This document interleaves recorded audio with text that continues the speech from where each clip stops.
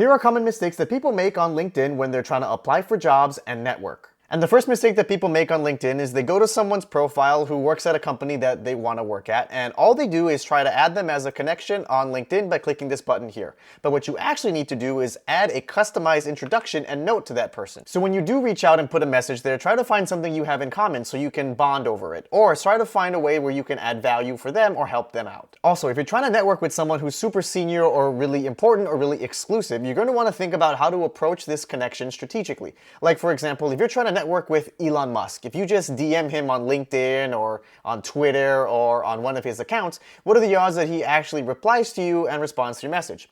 It's pretty low. So the best way to do it is actually to get a second-degree connection to introduce you. On LinkedIn, all you got to do is click this button down here, and then you can see who you are connected with who possibly knows this person that could introduce you. The second mistake that people make on LinkedIn is using bad, incorrect, or funny job titles, which will exclude them from a lot of searches from recruiters in LinkedIn. Like, no one's going to be searching for a code monkey.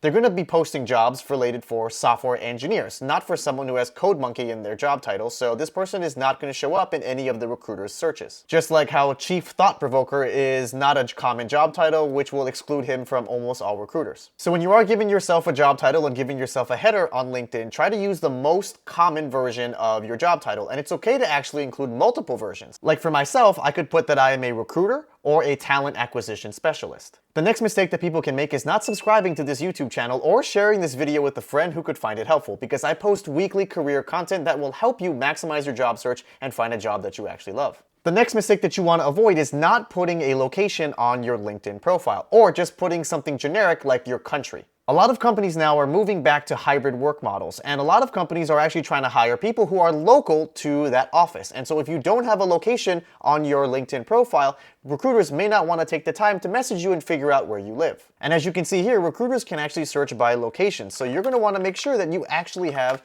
a city located on your LinkedIn profile. The next mistake to avoid is putting irrelevant job titles on your LinkedIn profile. This is especially true if you're looking to make a career transition, or if your company gave you a non-traditional job title that doesn't actually match.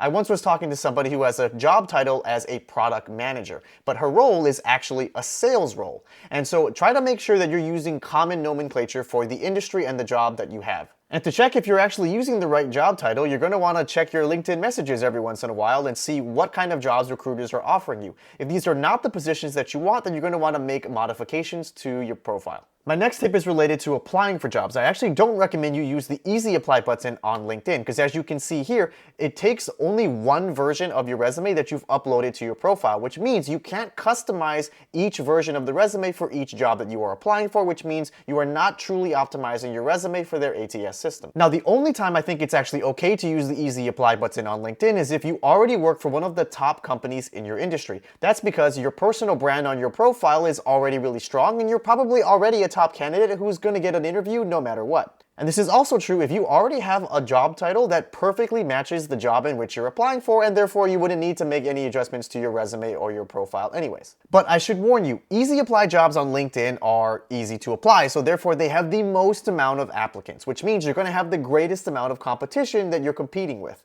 So there is a high likelihood that your resume gets lost in the shuffle even if you are a perfect match and a top candidate. And while we're on the topic of checking your LinkedIn messages, I recommend you check them at least once a month, because then you can see if there are any interesting job opportunities that are coming your way. And don't feel like you need to actually reply to every single message you get on your LinkedIn profile. You really only need to reply to the recruiters and the messages that are actually interesting for you. And if a company is reaching out but it's not a good time for you, you should still make a connection with that recruiter, because if there is the potential for you to make a switch, you're going to want to have that person in your network. And if there is a company that reaches out to you but the timing just isn't right, I still recommend you reply to them and make a connection with that recruiter, because who knows what may happen in the future, or maybe you have a rough day at work, or maybe you're just looking to make a switch, and it's always good to have that person in your network. And a lot of the people that I've hired into FANG companies tell me that they rarely check their LinkedIn messages because they're pretty happy at their job, but they just so happen to see my one message and now they have a new job that they love. So this could be you. And also, it's good to see what the market believes your skill set is and what kind of job title and salary they're willing to pay for your existing skill set. So if you're having a bad week at work, or you don't get along with your boss and you're thinking maybe the grass is greener on the other side, LinkedIn is a great place to see and test the waters. Next, you're going to want to make sure that on your LinkedIn profile you actually put that you are open to work. You're going to want to click this setting here on your main profile and scroll all the way down. you're going to want to make sure that it's shown to all LinkedIn members, because that way it's not just recruiters who actually have LinkedIn Recruiter, and everyone will be able to see your profile and know that you are open to getting a new job. And don't worry, your employer or your boss cannot fire you over your LinkedIn status. Okay, these are all the common mistakes that people make on LinkedIn that you should avoid when you are trying to apply for jobs and network. And if there are other tips that I missed, put them in the comments below, or if there's another type of video that you want me to create, put those down there as well. Thank you all for watching, and don't be afraid to shake things up with your new LinkedIn profile.